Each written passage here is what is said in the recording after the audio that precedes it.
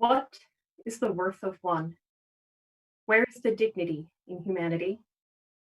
How can I see me in you and inspire you to see the truth of me? As I sort through the detritus of the hurt we bring to one another, piling it up on the heap of human interactions, I know that compassion is there too, and that sifting through, I can find the inherent worth and dignity that each of us holds.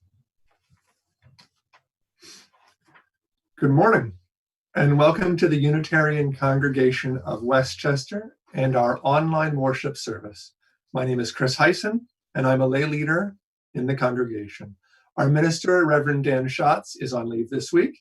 Our service today, Poetry of Principle, will be led by Sarah Heisen. I especially want to welcome any visitors to our online service this morning. We hope we will have a chance to get to know you. You can say hello in the comments, head to ucwc.org, or send us an email if you'd like more information about the congregation or would like to be in touch with us directly. Unitarian Universalism holds that great good comes from wide diversity.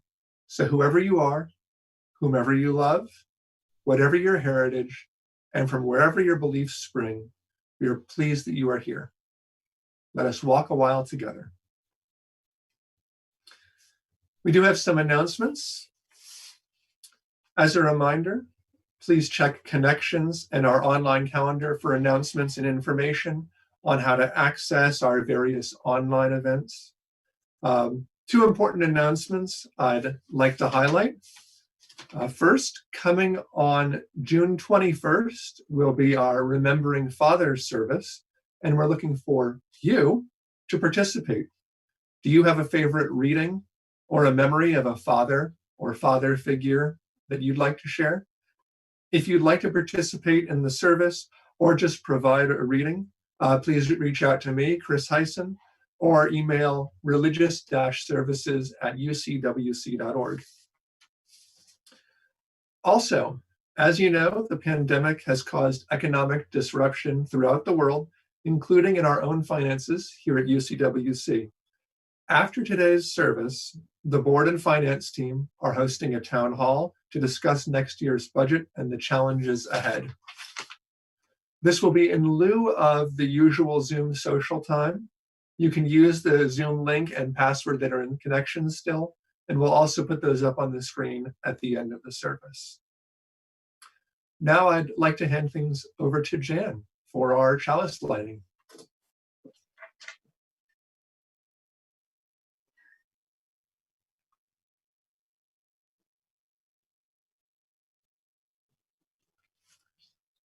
Our chalice lighting words today are from German poet Hermann Hesse. I'm going to read the poem in German first for two reasons. Poets choose words not only because of their meaning, but because of their sound. And sometimes when we listen to poetry, we get fixated on the meaning and we lose a little bit of the form. By reading to you a poem in a language that many of you don't speak, I'm hoping to sort of jog that out so that you can hear the beauty and eloquence of the poem in just its form. And the second reason is, perhaps you're thinking, like many English speakers, that German poet might be a contradiction in terms. When we think about poetry, we don't often think about the German language. I'm hoping that Hermann Hesse's poem will disabuse you of that concept. I give you Hermann Hesse's Stufen. Wie jede Blüte welkt und jede Jugend dem Alter weicht, blüht jede Lebensstufe, blüht jede Weisheit auch und jede Tugend zu ihrer Zeit darf nicht ewig dauern. Es muss das Herz bei jedem Lebensrufer bereit zum Abschied sein, neu beginnen, sich in Tapferkeit und ohne Trauern in andere neue Bindungen zu geben. Und jedem Anfang wohnt ein Zauber inne, der uns beschützt und der uns hilft zu leben. Es wird vielleicht auch noch die Todesstunde uns neuer Räumen jung entgegensenden, des Lebensruf an uns niemals enden. Wohlan denn, Herz, nimm Abschied, Ungesunde. And now, in English. As every blossom fades and all youth sinks into old age, so every life's design, each flower of wisdom, attains its prime and cannot last forever. The heart must submit itself courageously to life's call without a hint of grief. As magic dwells in each beginning, protecting us, telling us how to live. Maybe death's hour too will send us out newborn towards undreamed lands. Maybe life's call to us will never find an end. Courage, my heart, take leave and fare thee well. We now turn to our first hymn. Join us, please, in singing hymn number 348, Guide My Feet.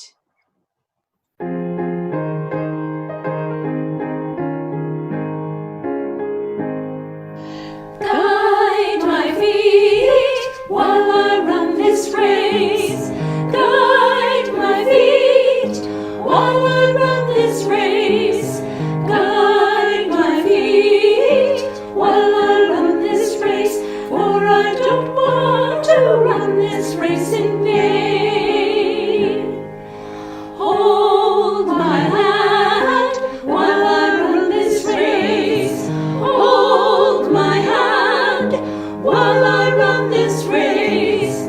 Hold my hand while I run this race. For I don't want to run this race in vain.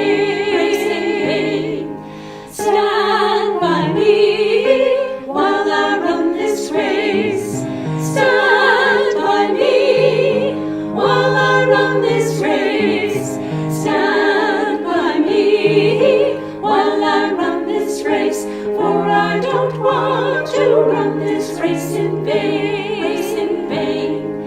Search my heart while I run this race. Search my heart while I run this race. Search my heart while I run this race. For I don't want to run this race in vain.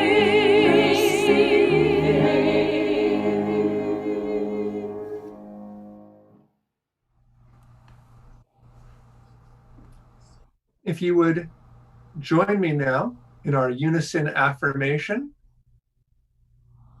We gather, aspiring to be a thriving, caring, and welcoming community that supports each person's spiritual journey, embraces diversity, challenges us to live responsibly, and is a catalyst for a just and compassionate world. Here's where I would normally say you may be seated. And if you're standing, you may be seated. We are very grateful for all of the gifts our members and friends continue to give. While we are online, you can donate on the web, by text, by app, or by mailing in a good old-fashioned check. If it is within your means, please consider adding a little something to that monthly pledge as well. Thank you for your generosity in every form. We will now receive the morning offering.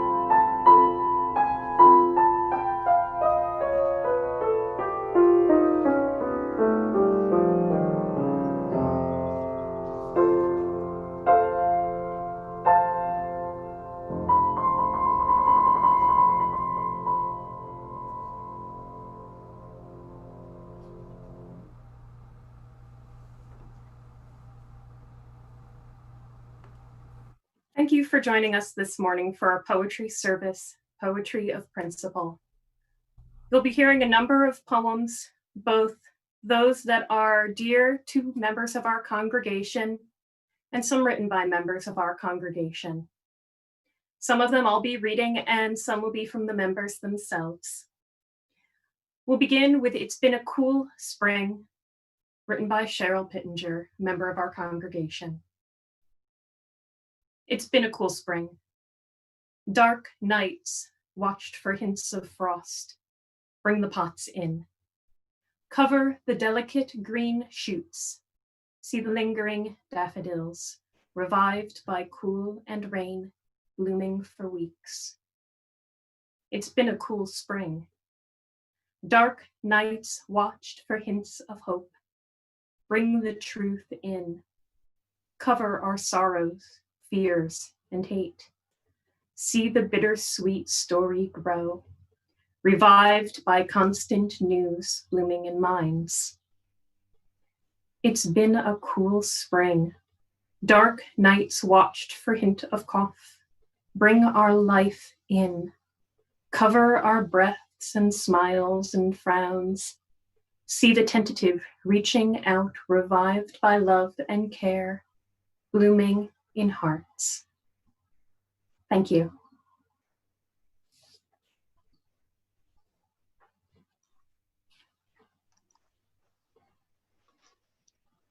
This is a poem I cannot claim to have written myself, but it is one that is beloved by our family. This is for the adventurous and the young at heart, and I think you'll hear what the lesson is within. The Tale of Custard the Dragon. Belinda lived in a little white house with a little black kitten and a little gray mouse and a little yellow dog and a little red wagon and a really, truly little pet dragon. Now, the name of the black kitten was Ink, and the name of the gray mouse, she called her Blink. The little yellow dog was as sharp as mustard, but the dragon was a coward, and they called him Custard.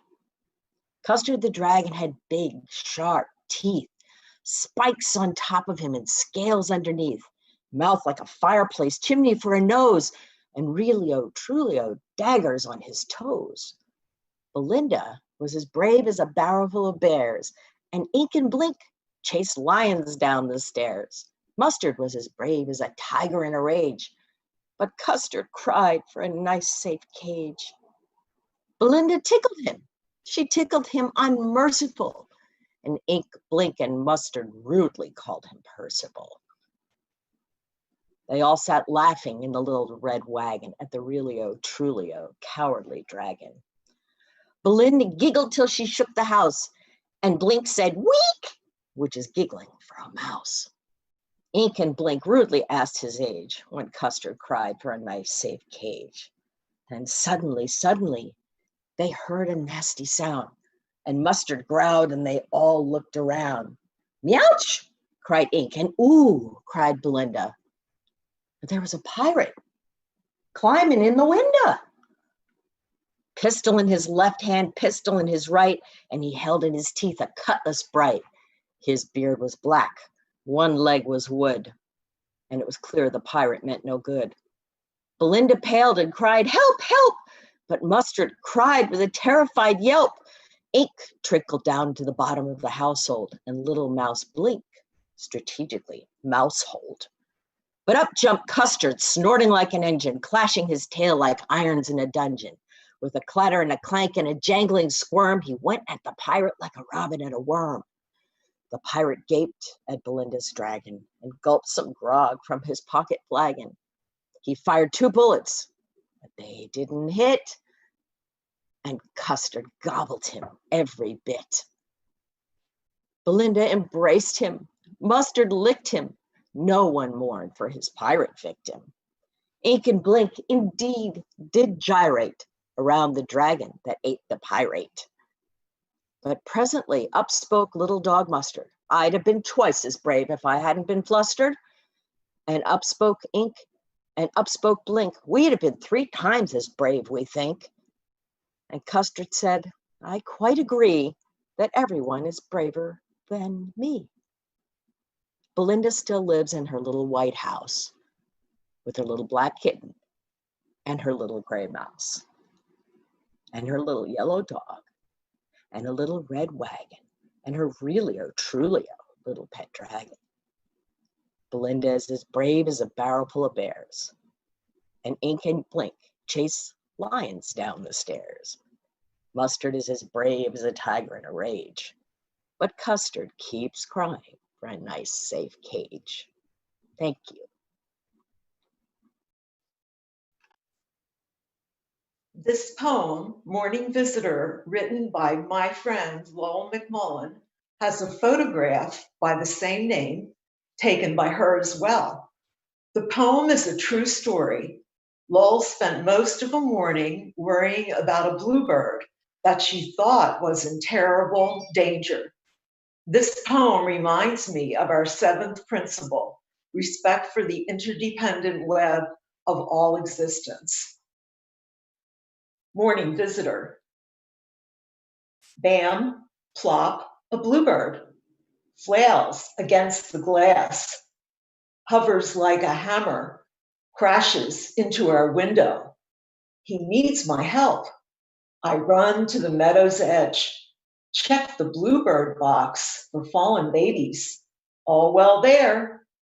I fill the feeder with seeds. Our bluebird turns away from wiggly mealworms. He wants the seeds instead. And still the bird rushes at the window pane, hanging, banging his body over and over again. My camera is ready for this weary bird resting on the windowsill, peering between bottles of cobalt blue. Then I see what he's after. It's his own reflection. This is my territory, he flaps. He never needed me. Loretta? Thank you. My poem is entitled After a While. After a while, you learn the subtle difference between holding a hand and chaining a soul. And you learn that love doesn't mean leaning, and company doesn't always mean security. And you begin to accept your defeats with your head up and your eyes ahead, with the grace of a woman or a man, not the grief of a child. And you learn to build your whole roads on today. The future has a way of falling down in mid-flight. And after a while, you learn that even sunshine burns if you get too much. So you plant your own garden and decorate your own soul instead of waiting for someone to bring you flowers. You learn that you really can endure, that you really are strong, and you really do have worth, and you learn, and you never stop.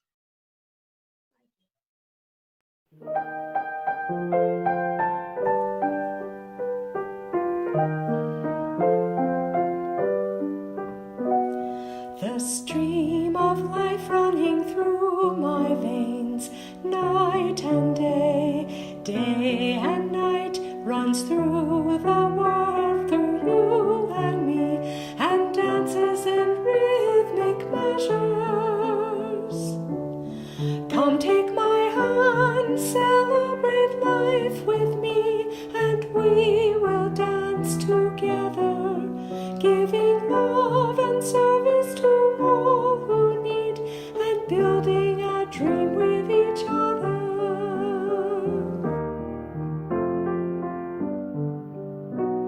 The stream of life, it shoots in joy, night and day and night, through dust of earth and blades of grass, and waves of leaves and flowers. Come take my hand, celebrate growth with me, and we will plan together, giving love and service to all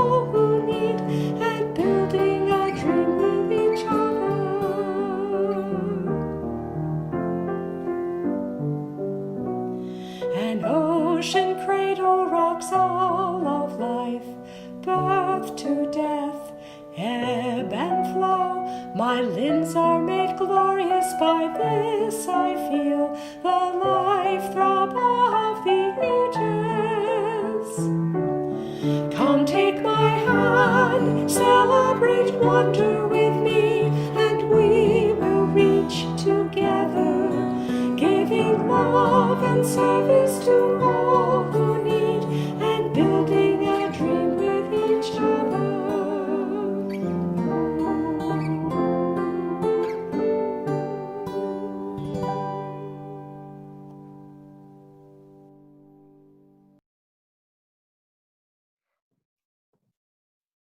Hi, everyone. This is a poem that I wrote when I was a little bit younger, and eventually it was performed for a TED Talk.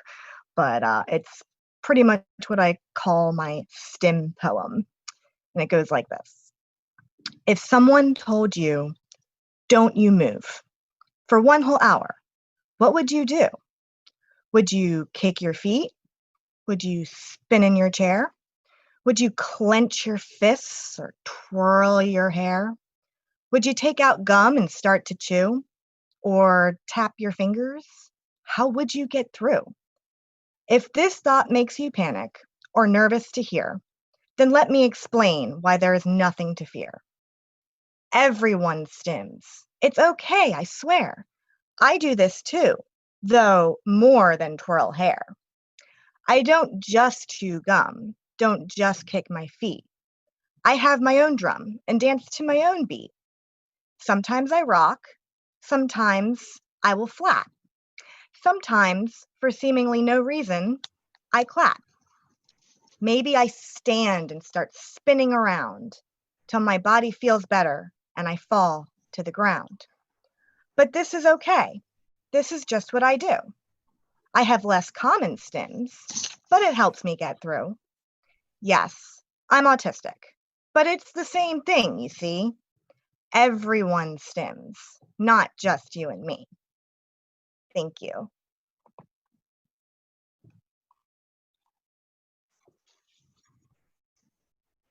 Good morning, my name's Christy, and I'm reading a poem that I wrote called I Am. I am the one you see watching, observing from afar. I am. I am the one you may feel called to speak with. You feel different in my presence, not sure what to make of me. I am. I am the smile, the safety, the voice if you need it. I am. I am also the distance, the boundaries, the stories abound from experience. I am. I am growth from despair, a fire from a spark, a rising from the ashes. I am. I am more than what you see. This body that houses my spirit brews with light to shine, a light that you cannot see or hear, but feel and sense. I am you, and you are me. We are.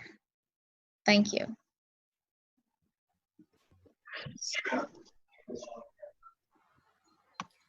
Our next poem is entitled How Weak the Waxing Moon, written by congregation member Jessica Lynn Myers. How weak the waxing moon, delicate and smooth behind the forest mist. Recall the summer storm's sky garden, flooded with the winds, and let the still rose ache for rain.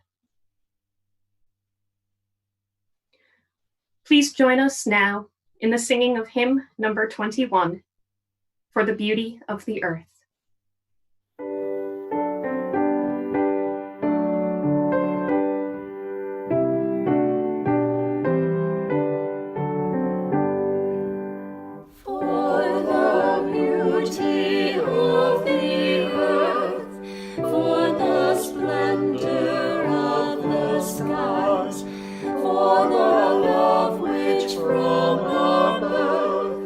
Over and around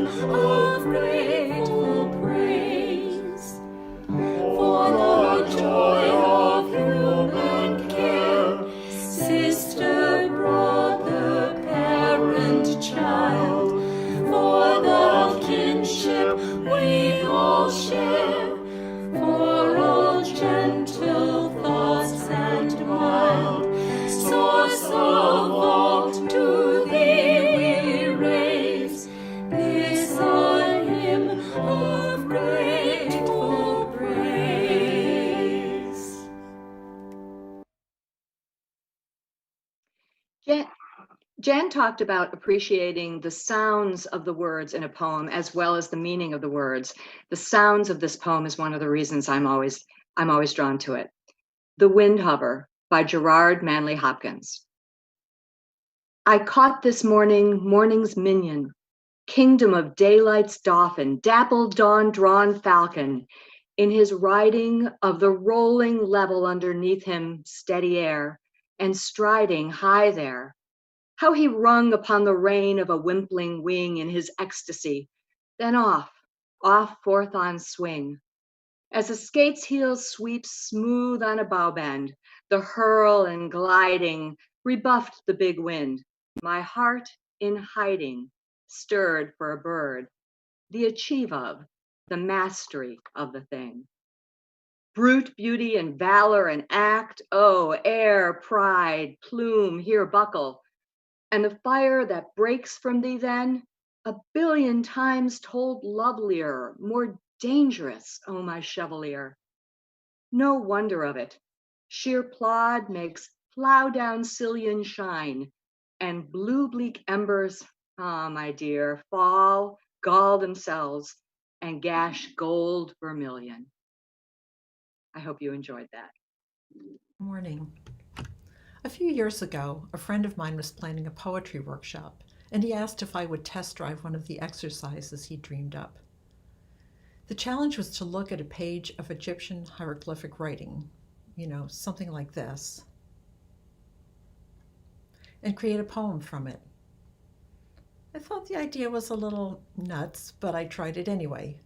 Just sat and sort of meditated on the images. Surprisingly, words came. When Sarah asked for poetry for today's service that relates somehow to our 7 UU principles, I thought of this for our 4th principle, a free and responsible search for truth and meaning, because I found something in those ancient images that spoke to me. This is what they said. From a fragment of the Papyrus of Necht, Part 1. In the morning, greet the sun with prayers. On the wings of your prayer, let your soul rise like a bird. Make your life a prayer in everything you do. Drink water from the well, loose your arrows of truth. Rest, eat, nourish your body as well as your mind. Heed the wisdom of the snake. Look into the mirror of your soul and find yourself at home in the 3 realms, earth, water, sky, like the sacred ibis. Part 2. A serpent without legs hugs the ground. Likewise, a bird with wings too small cannot leave the earth. Observe the reflection of yourself in the mirror of your soul, and you will fly to a realm between earth and sky. From this place, look down and you will see, with the wisdom of the owl, how all is in balance in your life. Take nourishment, eat, rest.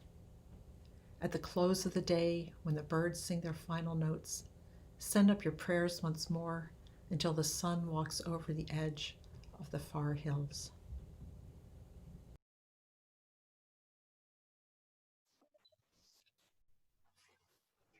At this time in our service, we hear the joys and concerns of our congregation.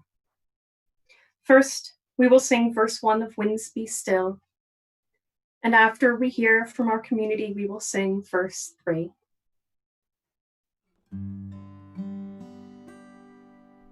Winds be still, storm clouds pass and silence come. Peace grace this time with harmony. Fly, bird of hope, and shine, light of love, and in calm let all find tranquility.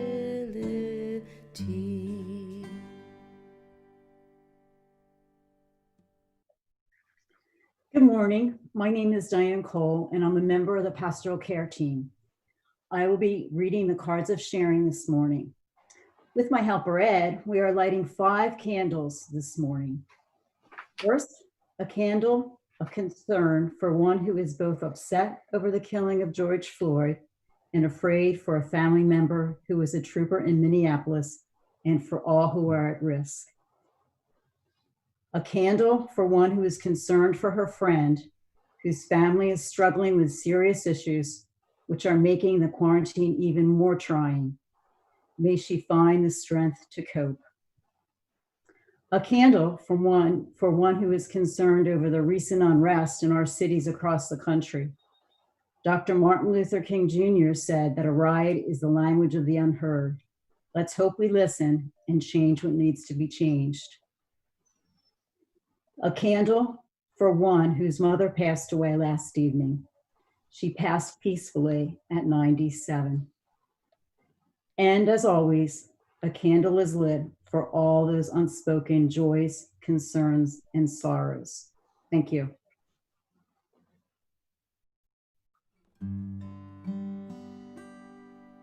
Light shine in, illuminate our inward view, help us to see with clarity. Shine bright and true so we may join our songs in new sounds that become full symphony.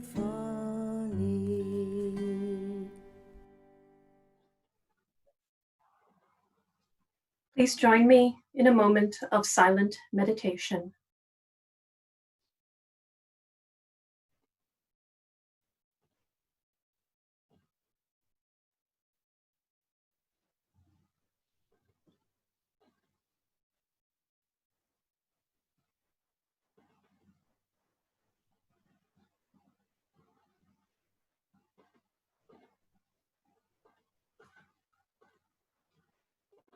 What does it mean that we all are made of stardust?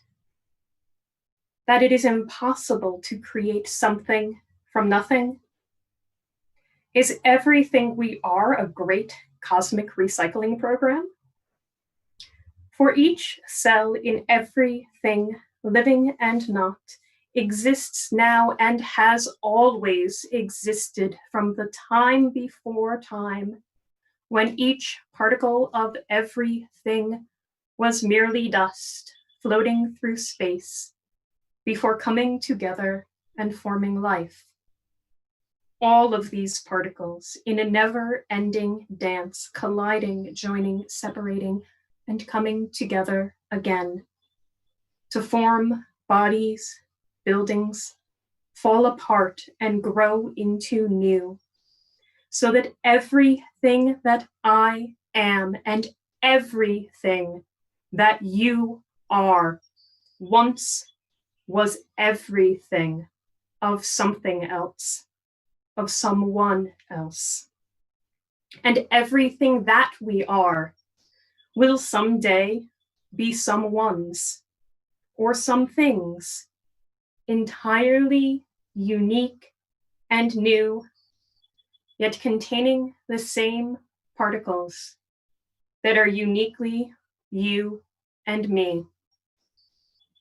And so even as we are separate, we are together. For all that I am is all that you are, and we are all each other. Please join us now in the singing of hymn number 354, We Laugh, We Cry.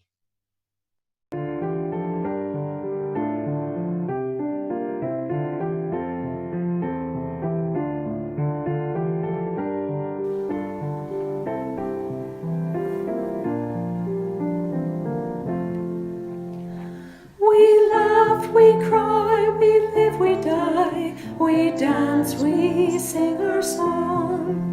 We need to feel there's something here to which we can belong. We need to feel the freedom just to have some time alone. But most of all, we need close friends we can call our very own. And we believe in life and in the strength of love. And we have found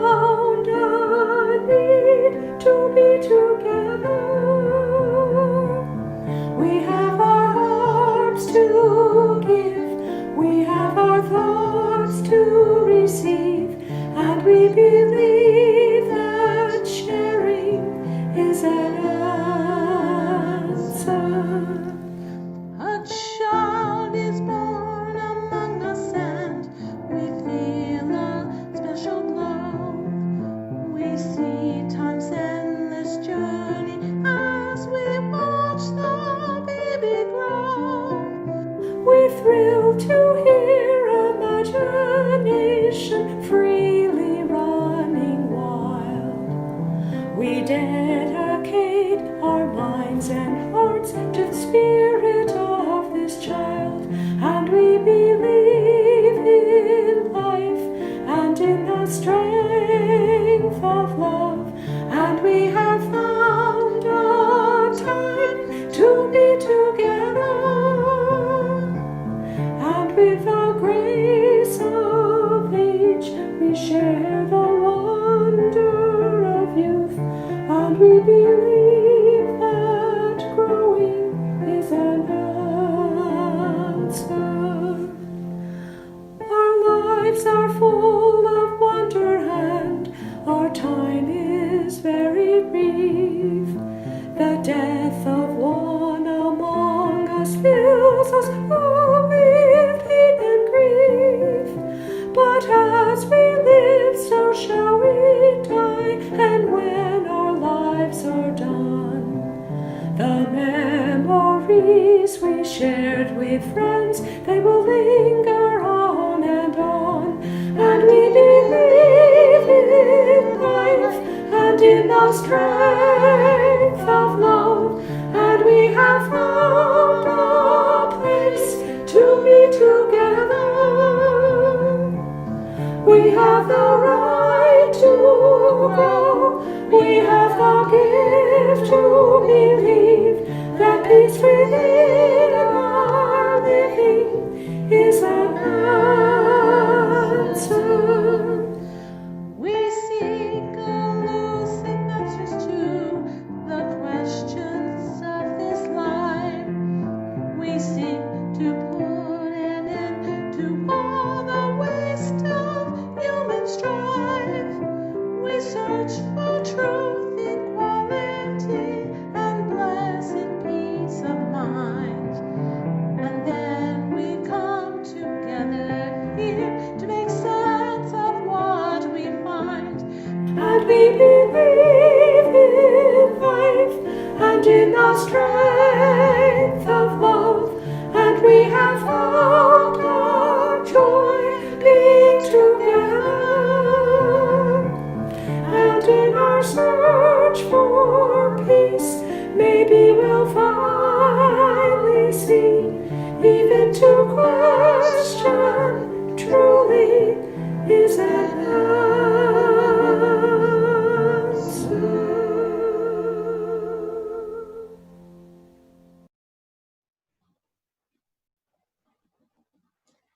Please remember to join us for a town hall following the close of our service.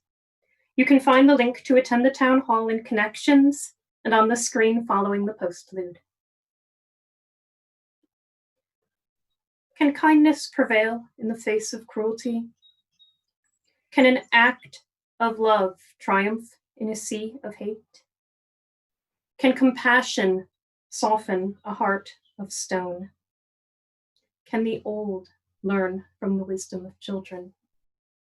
Can a single flame chase away the darkness? The answer, of course, is yes. The infinite of possibility stretches before you.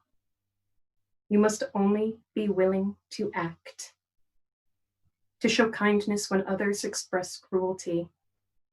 Act in love when surrounded by hate. Stretch out in compassion no matter how hard. Listen and learn from the voice of a child.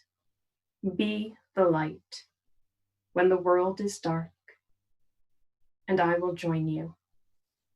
Go now in peace.